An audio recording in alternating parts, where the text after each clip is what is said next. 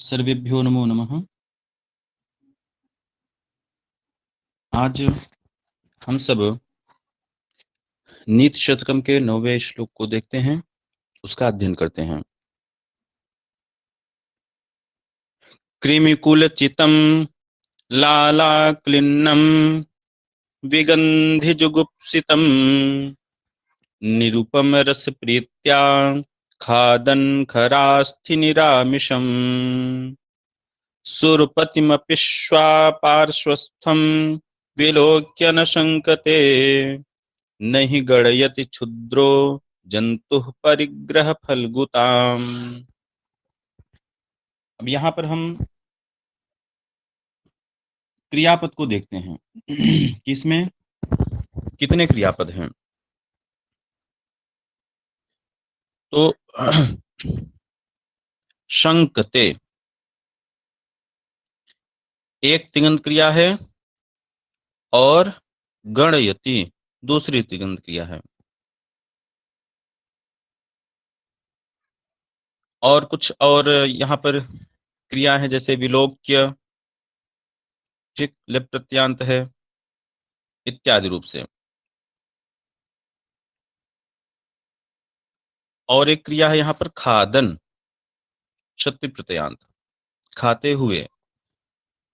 तो इन क्रियाओं को देखते हुए हम एक वाक्य बनाते हैं। सबसे पहले खादन, खाते हुए। खाद धातु से जब हम क्षत्रि प्रत्यय करेंगे तो पुल्लिंग में खादन रूप बनेगा। खादन अर्थात खाते हुए। तो जो खाना है वह सकर्मक धातु है, तो इसका कर्म होगा खादन का। खादन का कर्म क्या होगा? तरही खरास्थि, खरास्थि खादन। अस्थि शब्द नपुंसकलिंग में चलता है। अस्थि, अस्थनि, अस्थीन, अस्थि, अस्थीनि, अस्थीन। तो जहां यहां पर जो अस्थि है वह द्वितीया विभक्ति एक वचन का है। कर्मण द्वितीया से द्वितीया हुआ और द्वितीयांत कर्मण द्वितीया से द्वितीया हुआ। पहले कर्म संज्ञा, फिर कर्मण द्वितीया से द्वितीया। तो खरस्य अस्थि इति खरा अस्थि। खर, खर अर्थात जो गदहा होता है उसे हम खर कहते हैं। तो गदहे की हड्डी को खरास्थि खादन, गधे गधे की हड्डी को खाता हुआ। अब यहां पर जो अस्थि है वह क्या है? द्वितीया एक वचन का रूप है। तो द्वितीया एक वचन, वचनांत जितने भी यहाँ पर पद होंगे वह सब अस्थि के विशेषण हो जाएंगे। एक बात हमें ध्यान रखनी है कि एक ही विभक्ति के अनेक शब्द, अनेक पद यदि एक ही वाक्य में दिए हों तो वो एक दूसरे के विशेषण होते हैं, विशेष विशेषण भाव से वहां पर अन्वित होते हैं।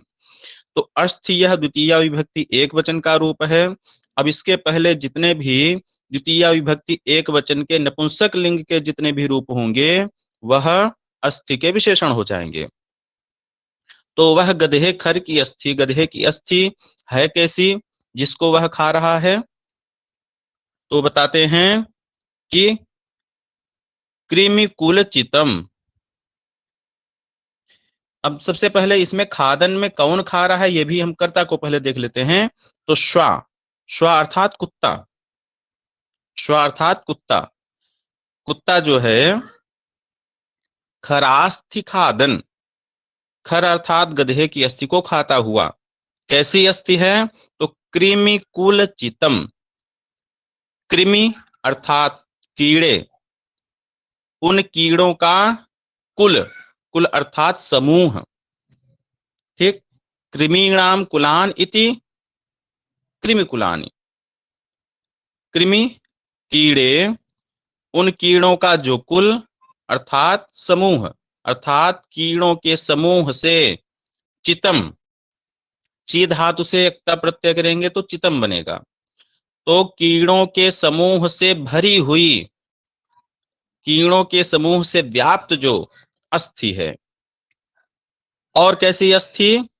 लाला क्लिन्नम, लाला कहते हैं लार को, श्रीणिका स्यंदिनी लाला, श्रीणिका स्यंदिनी इत्यादि लार को कहते हैं। लार से क्लिन्न, क्लिद धातु से अक्ता प्रत्यय करेंगे तो क्लिन्न हो जाएगा, दकार और तकार दोनों को नकार हो जाता है, रदाभ्याम निष्ठातो न पूर्वस्य च दः, इस सूत्र से। तो क्लिन्न अर्थात भीगी हुई, क्लिद यह भिगाने अर्थ में होता है। तो लालया क्लिन्नम, लाला के द्वारा जो क्लिन्न है अर्थात लार से जो भीगी हुई है, ऐसी अस्थि को खाता हुआ। और कैसी अस्थि है? विगंधी, विगंधी अर्थात दुर्गंध से युक्त, विगतः गंधः यस्य तत् विगंधी, ठीक, दुर्गंध से जो युक्त है ऐसी अस्थि को खाता हुआ। और कैसी अस्थि है? जुगुप्सितम, जुगुप्सित अर्थात निंदित है। एक तो गधे की हड्डी है और दूसरी वह कीड़ों से व्याप्त है, लार से भीगी हुई है, दुर्गंध से युक्त है, इसलिए जुगुप्सितम अर्थात वह क्या है? निंदित है। ऐसे निरामिषम, और विशेष बात, वह आमिष, आमिष कहते हैं मांस को, निर्गतम आमिषम यस्मात् तत् निरामिषम, जिसका आमिष निकल चुका है, जिसमें आमिष नाम मात्र का नहीं है, निरामिषम अर्थात मांस रहितम, मांस से रहित अस्थि को केवल चबा रहा है। ठीक है, तो श्वा खरास्थि खादन, श्वा जो है कुत्ता खर की, गधे की अस्थि को खाता हुआ। गधे की अस्थि कैसी है? तो बताते हैं, कृमिकुलचितम, कीड़ों के समूह से व्याप्त जो हड्डी, लाला क्लिन्नम, लार से गीली हुई जो हड्डी, विगंधी दुर्गंध से युक्त हड्डी, जुगुप्सितम निंदित जो हड्डी, निरामिषम मांस से रहित उस गधे की हड्डी को खाता हुआ। और सामान्य रूप से नहीं खाता है, निरुपम रस प्रीत्या, निरुपम रस की प्रीति से अर्थात जिसकी कोई उपमा नहीं है, नास्ति उपमा यस्य सह निरुपमः, ठीक, और जिसकी कोई उपमा ही नहीं है उसे हम निरुपम कहते हैं। ऐसा निरुपमः रसः, बिना उपमा वाला रस, और उस बिना उपमा वाले रस में प्रीति के द्वारा, निरुपम रसे प्रीति ही तया निरुपम रस प्रीत्या, तो निरुपम रस की प्रीति से अर्थात उसे उस गधे की हड्डी के सिवा और कोई भी उससे अच्छा नहीं दिख रहा है अथवा उससे बराबर भी कोई नहीं दिख रहा है उसको खाते समय, तो निरुपम रस प्रीत्या। एक वाक्य बना लेते हैं, श्वा अर्थात कुत्ता, श्वा अर्थात कुत्ता, कृमिकुलचितम कीड़ों के समूह से व्याप्त, लाला क्लिन्नम लार से गीले, विगंधी दुर्गंध से युक्त, जुगुप्सितम निंदित, हेय निरामिषम मांस से रहित, खरास्थि गधे की हड्डी को, निरुपम रस प्रीत्या, निरुपम रस की प्रीति से अर्थात बड़े चाव से, बड़े ही भाव से, खादन खाते हुए, किम करोति क्या करता है? तो कहते हैं न शंकते, शंका नहीं करता है, ठीक, लजाता नहीं है, परवाह नहीं करता है। किसकी परवाह नहीं करता है? विलोक्य, देख करके, देख करके परवाह नहीं करता है। किसको देख करके परवाह नहीं करता है? पार्श्वस्थम सुरपतिम अपि, यदि उसके सामने, उसके बगल में सुरपति अर्थात इंद्र भी आ जाएं, यदि इंद्र भी उसके पास में आ जाएं, उसके सामने आ जाए तो इंद्र को भी विलोक्य देख करके न शंकते, वह लजाता नहीं है, उनकी भी परवाह नहीं करता है। इससे अर्थ क्या निकला? इससे अर्थ यह निकला कि क्षुद्र जंतु, जो क्षुद्र जंतु है, जो तुच्छ जंतु है, जो तुच्छ प्राणी होते हैं, वह परिग्रह फल गुताम नहीं गणयति। परिग्रह अर्थात जिसको हमने लिया है, परिग्रह अर्थात जिसको हमने लिया है। परि उपसर्ग पूर्वक ग्रह धातु से अप्रत्यय होकर के परिग्रह बनता है। तो और परिग्रह से फलगुता, परिग्रह फलगुता, फलगुता अर्थात तुच्छता। तो जिसको हमने प्राप्त किया है, जिसको हमने स्वीकार किया है, ऐसी वस्तु की फलगुता अर्थात तुच्छता को, हीनता को क्षुद्र जंतु न गणयति, जो तुच्छ जंतु होता है वह उसकी गणना नहीं करता है, अर्थात प्राप्त की हुई वस्तु की तुच्छता पर वह ध्यान ही नहीं देता है और उसे बड़े भाव से प्राप्त करता है, उसका उपभोग करता है। ठीक, तो प्रत्येक पद का अर्थ हमने जान लिया। अब एक अन्वय के अनुसार हम अर्थ को देखते हैं।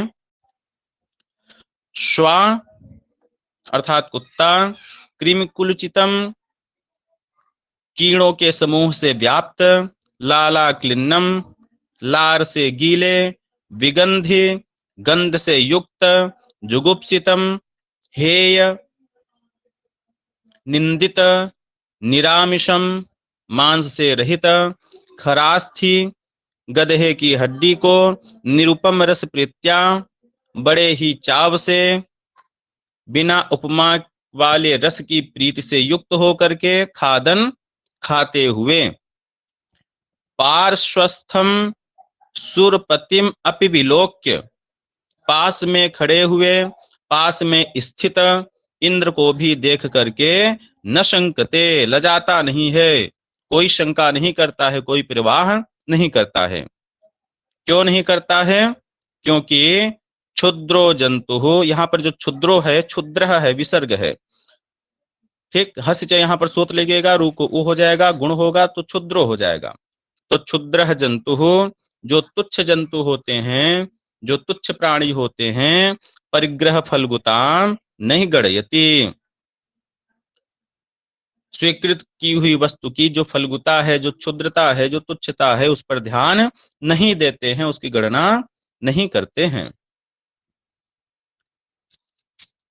अब यहां पर अर्थांतरन्यास अलंकार है। अब अर्थांतरन्यास अलंकार के लिए हम एक सामान्य नियम देखते हैं कि जहां पर भी आपको सूक्ति दिख जाए, ठीक है, जहां पर भी आपको सूक्ति दिख जाए वहां पर आप अर्थांतरन्यास अलंकार मानिए। तो अर्थांतरन्यास के लक्षण में कहते हैं कि सामान्य का विशेष से और विशेष का सामान्य से जहां पर पुष्टि होती है वहां पर अर्थांतरन्यास अलंकार होता है। तो यहां पर सूक्ति क्या है? क्षुद्र जंतु परिग्रह फलगुताम न गणयति, यह सामान्य वाक्य है। ठीक, सामान्य नियम है, यह हर जगह लागू होता है, उसका विशेष के द्वारा पुष्टि हो रही है। तो यहां पर अर्थांतरन्यास अलंकार है। इस छंद में हरणी छंद है। हरणी छंद का लक्षण बताते हैं। न समरस लागह षड्वेदैर हयैर हरिणी मता, अर्थात नगण सगण मगण रगण सगण और लघु और गुरु, इतने इसमें गण होते हैं। यति कितने पर होती है? षड वेदैहि हयैहि। पिछले कक्षा हमने बताया था कि संख्याओं के लिए कुछ शब्द निश्चित किए गए हैं यहाँ पर। जैसे षड तो 6 होता है, वेद अर्थात 4 और हय अर्थात 7। अर्थात इसमें 3 जगह यति होती है प्रत्येक पंक्ति में। एक 6 वर्ण पर यति होगी, दूसरी यति 4 वर्ण पर होगी, तीसरी यति 7 वर्ण पर होगी। अर्थात 6, 4, 7 पर यहाँ पर यति होगी। हम देखते हैं कहाँ कहाँ पर यति होगी। क्री में री 1 है, मी में ई 2, कु में 1 उ 3, ल में अ 4, ची में ई 5, तम में 6। अर्थात पहली यति यहाँ पर होगी। कृमिकुल चितम, यहाँ पर रुक जाना है। उसके पश्चात 4 वर्ण हमें देखने हैं। ला में आ 1, फिर ला में आ 2, फिर आधा क की गणना नहीं करनी है, ली में ई की गणना करनी है तो 3, और नम में अम है तो 4। यहाँ पर रुक जाना है। कृमिकुल चितम लाला क्लिन्नम। अब आगे हमें 7 वर्ण मिलेंगे। वी में ई 1, ग में अ 2, धी में ई 3, जू में उ 4, गु में उ 5, सी में ई 6, तम में 7। ठीक, तो 3 यति यहाँ पर होनी है। 6 वर्ण पर, फिर 4 वर्ण पर, फिर 7 वर्ण पर। कृमिकुल चितम लाला क्लिन्नम विगंधि जुगुप्सितम। ठीक, इस प्रकार हमें यहाँ पर यति देखनी है। इसके पश्चात इसमें गण कौन कौन से होते हैं, तो आइए देखते हैं। सबसे पहले यहाँ पर होगा नगण। नगण में क्या होता है? यमाता राजभा न सल, न स ल, अर्थात तीनों ह्रस्व वर्ण होंगे, लघु वर्ण होंगे। तो री लघु है, मी लघु है, कु में उ लघु है। तो यहाँ पर नगण हो गया। इसके पश्चात सगण, स ल गा, अर्थात लघु लघु गुरु। ल में अ लघु है, ची में ई लघु है, अम में स्वर अनुस्वार के कारण यह दीर्घ हो गया। तो न स, सगण हो गया। अब सगण के बाद मगण, मातारा, अर्थात दीर्घ दीर्घ दीर्घ। ला में आ दीर्घ, ला में आ दीर्घ। क्ली में जो ई है वह ह्रस्व दिख रही, लेकिन आगे नकार नकार का संयोग है तो संयोगी गुरु से ई को गुरु आदेश हो जाएगा, तो गुरु हो गया। गुरु गुरु गुरु। ठीक, तो यह क्या हो गया? मगण हो गया। अब मगण के पश्चात फिर रगण, माता राजभा, राजभा अर्थात गुरु लघु गुरु। तो नम में अनुस्वार के कारण यह गुरु हो गया है। वी में ई लघु है, ग में अ लघु है, लेकिन न और ध का संयोग है तो संयोगी गुरु से यह गुरु वर्ण हो जाएगा। ठीक, तो राजभा रगण हो गया। अब रगण के पश्चात पुनः सगण, सलगा, अर्थात लघु लघु गुरु।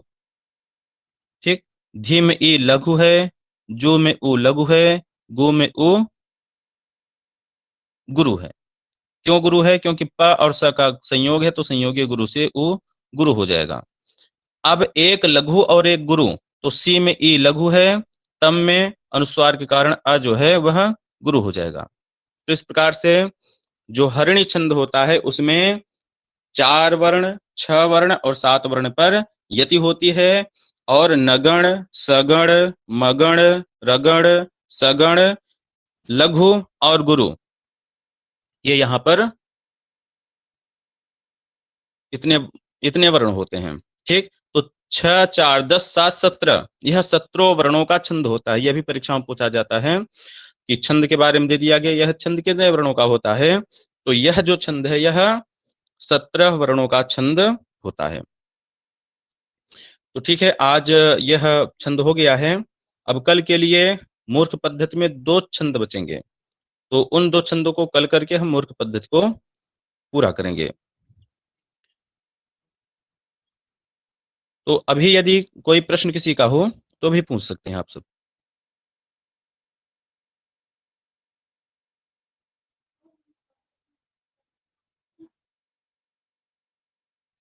कोई प्रश्न है किसी का? प्रणाम गुरुजी, एक बार हरिणी छंद का लक्षण बोल दीजिएगा थोड़ा सा। अच्छा ठीक है। तो हरिणी छंद का लक्षण है न समरसला, न समरसला, गह षड्वेदैर हयैर हरिणी मता। ठीक, यह छंद है। वीडियो वहां पर यूट्यूब पर रहेगा तो वहां पर आप पुनः सुन लेंगे। जी, अन्य कोई प्रश्न किसी का?